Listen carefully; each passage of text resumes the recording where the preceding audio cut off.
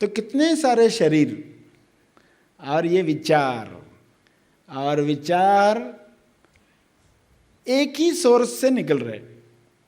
ये आश्चर्य वाली बात है। ये रहस्य समझ में आ गया तो बहुत सारी समस्याएं सुलझ सकती है।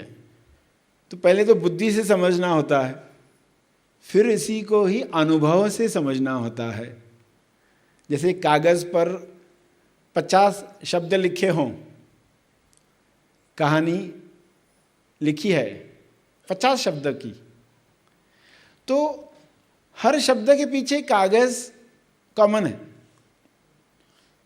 अगर ये कागज हटा दो तो शब्द टिक नहीं पाएंगे। शब्दों को टिकने के लिए कागज जरूरी है।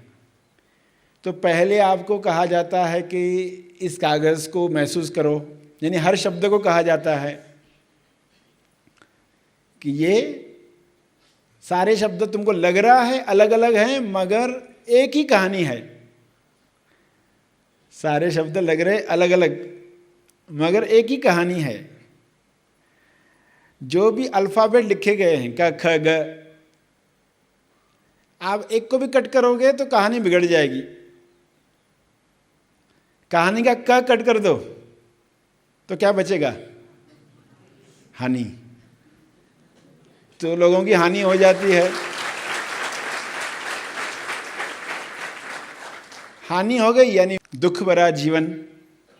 कहानी में दुख कहाँ से आता है? ये सीखने वाला पार्ट है। हमारे जीवन में दुख कब प्रवेश करता है? उसी घटना में दूसरा इंसान खुश है,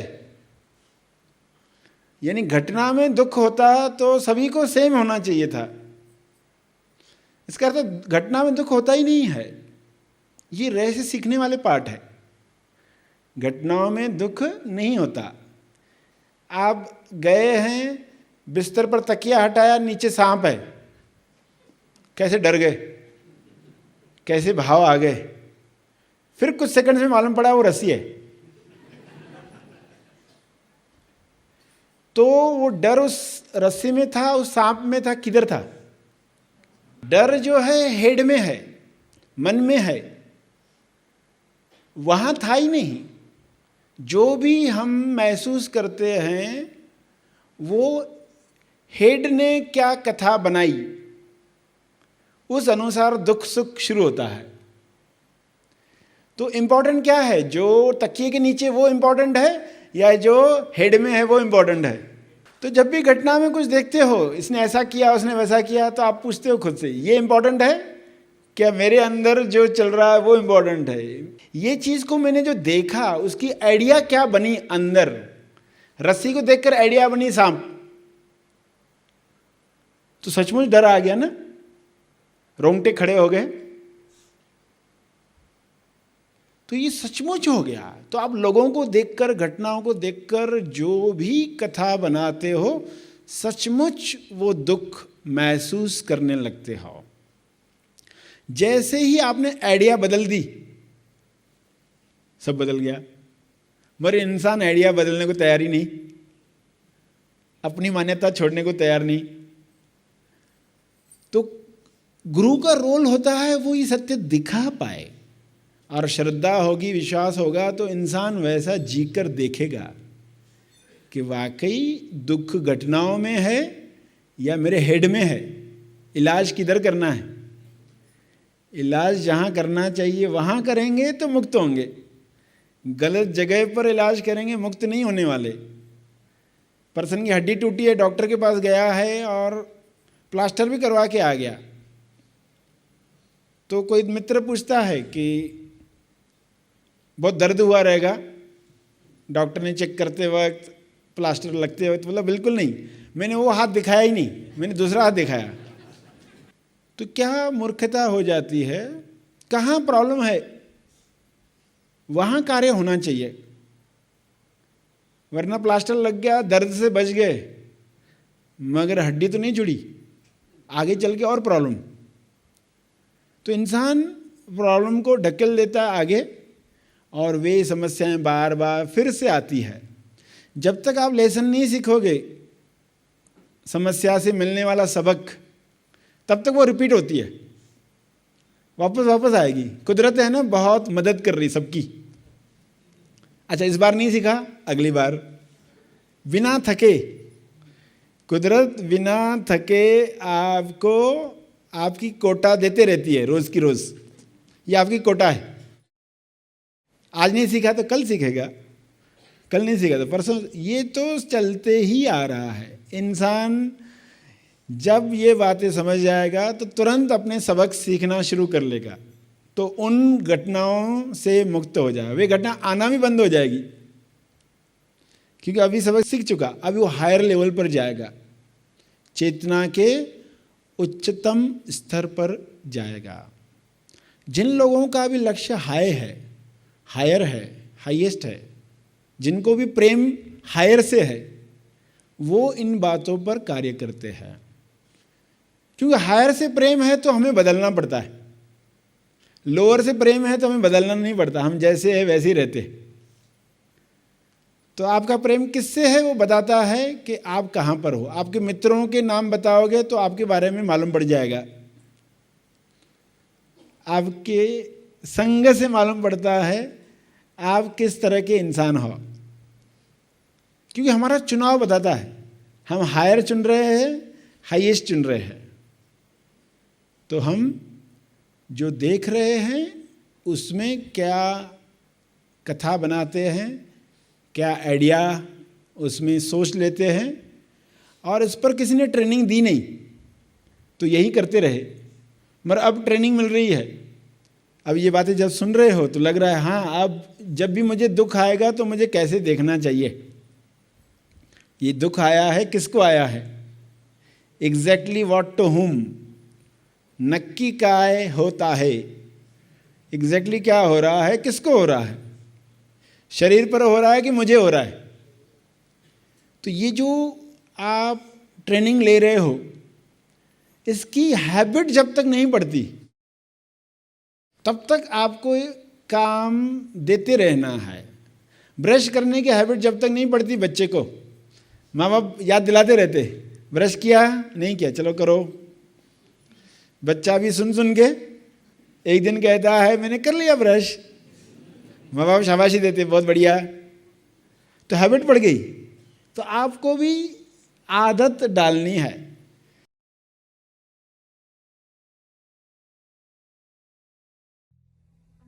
सभी आंखें बंद करें। प्रार्थना बीज ध्यान के साथ बोने वाले हैं। जागृति को महत्व सबसे ज्यादा देने वाले हैं। जागृति हो आपके भाव में, जो विचार, वाणी और क्रिया से तालमेल में हैं। आपके भाव, आपके विचार, आपकी वाणी, आपकी क्रिया वन हैं। ध्यान दें इस बात पर कि आपकी वाणी विचारों के साथ, क्रियाओं के साथ, भावों के साथ एक है। तब आप नया जीवन, अखंड जीवन जी पाएंगे। जागृति के साथ देखें, आपके विचार, भावों, वाणी और क्रिया के साथ एक हों, और महत्व दें आपके कर्मों को, जो भावों के साथ, वाणी के साथ, विचारों के साथ तालमेल में हैं। यह वन जीवन है। जिसके पास जागृति की जय है, जय वह जवान है। जागृति के लिए अपनी विवेक शक्ति जगाएं और सभी को विवेक शक्ति मिले, यह मंगल भावना करें। विवेक में ज्ञान और विज्ञान दोनों साथ में हैं। तेज ज्ञान की तरफ जाने के लिए यह आवश्यक है। खोज वैज्ञानिक दृष्टि से करें। बुद्धि रद्दी न हो जाए, शरीर कमजोर न हो जाए। फौलादी शरीर, तेज बुद्धि। शरीर में निडरता, साहस की अभिव्यक्ति। ऐसी शुभ इच्छा रखकर प्रार्थना करें कि हे परमात्मा, मेरा शरीर, मेरी बुद्धि, मेरी इंद्रियां, मेरा मन, सबका तालमेल आपस में ऐसे बैठ जाए कि ईश्वर की अभिव्यक्ति आपकी अभिव्यक्ति हो पाए। ऐसी कृपा के लिए, ऐसे आशीर्वाद देने के लिए मैं आपका बहुत बहुत आभारी हूँ। जब भी मन निराशा में जाए तो उसे ये बातें याद दिलाएं, यह प्रार्थना करें। तुरंत उसे याद दिलाएं, आप कौन हैं, जो हो रहा है किसके साथ हो रहा है। आप कुदरत का करिश्मा हैं। अगर खुद को शरीर मानकर जिएंगे तो सुस्ती में जिएंगे और केवल इंद्रियों की सेवा करेंगे। जब स्वयं को पहचानेंगे तो चुस्ती भरा जीवन जिएंगे, इंद्रियों को सत्य की सेवा में लगाएंगे। इंद्रजीत बन जाएंगे। नर से नारायण, इंद्रजीत। खुद से सवाल पूछकर जागृत करें। अटेंटिव होकर जीवन जिएं, वर्तमान में जिएं।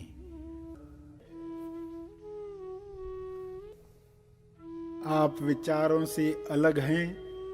विचारों को जाते हुए देखो, आते हुए देखो, बिना उनकी निंदा किए, बिना निंदा बिंदास होकर देखें।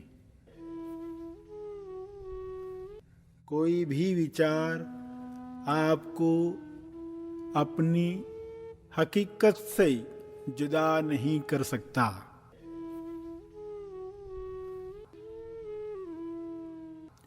खुदा से जुदा नहीं कर सकता। अलाइनमेंट जब भी बिगड़े उसे तुरंत ठीक करना है। प्रार्थना करके तुरंत अपने भाव, विचार, वाणी, क्रिया को वन बनाकर फिर से सत्य की अभिव्यक्ति करनी है। मुक्ति की इच्छा, लक्ष्य की शक्ति, निस्वार्थ भाव की शक्ति आपको बदल कर रख देगी। इन शक्तियों के लिए प्रार्थना करें। हे परमात्मा, मुझ में सत्य के प्रति प्रेम जगाओ।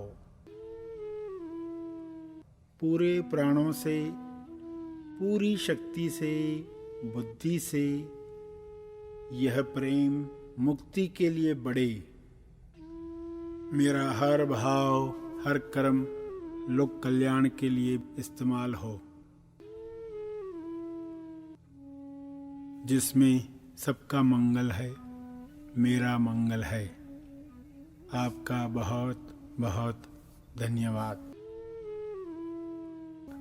तर्पण करके आज का सेशन समाप्त करेंगे।